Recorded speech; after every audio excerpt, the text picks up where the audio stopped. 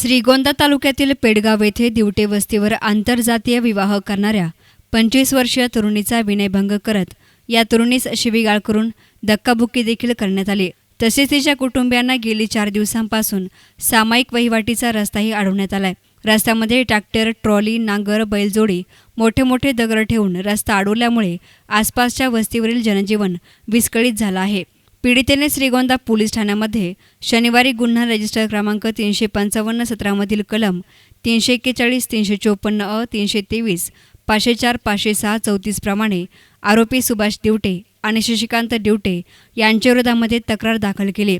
मात्र 3 दिवस उलटूनही पोलीस प्रशासनाकडून कोणतीही दखल घेण्यात आली नाही। दरम्यान काँग्रेस पक्षाचे अहमदनगर शहर जिल्हाध्यक्ष दिलीप सकट यांनी या गंभीर घटनेकडे दुर्लक्ष करणाऱ्या पोलीस आणि महसूल प्रशासनाचा निषेध केला असून दोषींवर तात्काळ कारवाई न झाल्यास आंदोलन करण्याचा इशारा दिला।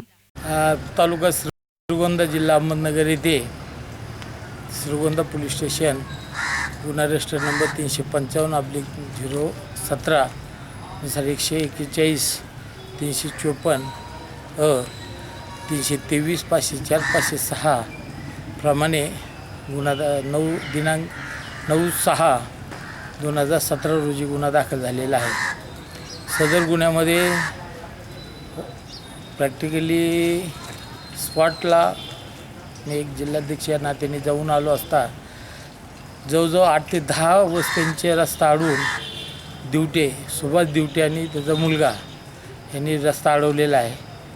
आज 4 दिवस सर्व जनजीवन विस्कळीत झालेलं आहे। लोकांचा पावसा पाण्याच्या औषध पाणीसुद्धा घेता येत नाही, जाता येत नाही। ट्रॅलर आडवे टाकलेले आहेत, नांगर आडवे टाकलेले आहेत, मार्के बैलजोडी तिथं रस्त्यात आणून उभी केलेली आहे। अशा अवस्थेमध्ये प्रशासनाला आम्ही 10 वेळा फोन केले, गुन्हे दाखल होऊनही प्रशासन गेले 2-3 दिवस त्याच्याकडे दुर्लक्ष केलेलं आहे। त्यामुळे कधीही कोणत्याही वेळी वैद्यकीय मदत मिळू शकणार नाही आणि सदर बाब ही अत्यंत गंभीर स्वरूपाची असतानासुद्धा प्रशासनाने त्याकडे दुर्लक्ष केलेलं आहे। वास्तविक पाहता जो रस्ता आहे हा पूर्वीजात 100 ते 150 वर्षाचा रस्ता असताना रस्त्यावर त्यांनी घर बांधलेलं आहे।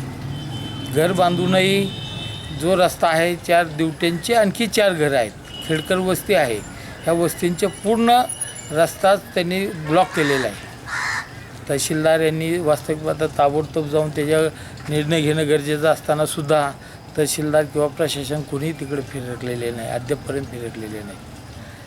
त्यानंतर सकट कुटुंबियांना कसल्याही प्रकारे बाहेर येण्यास मज्जाव केलेला आहे। काठ्या, कुऱ्हाडी, लाकडे, दांडे घेऊन सदर दिवटे कुटुंब रस्त्यात बसलेले आहेत। सदर सुभाष दिवटे ह्याच्या अगोदर हा मनोरुग्ण असून ह्याच्यावर पहिले 4-5 गुन्हे दाखल आहेत, त्याच्या मुलावर गुन्हे दाखल आहेत, त्याच्या भावावर गुन्हे दाखल आहेत।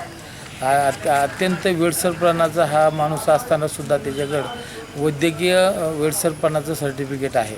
वेडसरपणामुळे तो दगडफेक करणं, मारणं हे असे गंभीर स्वरूपाचे गुन्हे दाखल करतो आहे। ज्यावेळेस त्याला पोलीस स्टेशनला आणलं जातं त्यावेळेस तो मनोरुग्ण दाखवला जातो, परंतु प्रशासन आत्तापर्यंत त्याला मनोरुग्ण रुग्णालयात पाठवण्याची तसदी आत्तापर्यंत त्या प्रशासनाने घेतलेली नाही। त्यामुळे कधीही कोणत्याही क्षणी एखादा घात होण्याचा संभव आहे। प्रशासनाने ताबडतोब याबाबतीत दखल घ्यावी, सकट कुटुंबियांना ताबडतोब संरक्षण देण्यात यावं, गेली 3 दिवसापासून वेठी धरलेल्या सकट कुटुंबियांचा श्वास मोकळा करावा, रस्ता खुला करून देण्यात यावा। तहसीलदार यांनी स्वतः जाऊन स्पॉट इन्स्पेक्शन करावं, तिथं जाऊन कशा पद्धतीने रस्ता अडवलेला आहे त्याचा रिपोर्ट जिल्हाधिकाऱ्यांना पाठवावा, अन्यथा पूर्ण जिल्हाभर आम्ही याचं आंदोलन करू। उद्या आम्ही एस पी साहेब, जिल्हाधिकारी साहेबांना निवेदन देऊ, त्याबाबत जिल्हाभर आंदोलन छेडण्याची पूर्ण आम्ही तयारी ठेवलेली आहे। न्यूज रिपोर्टर सुजित गायकवाड, एस9 मीडिया, श्रीगोंदा।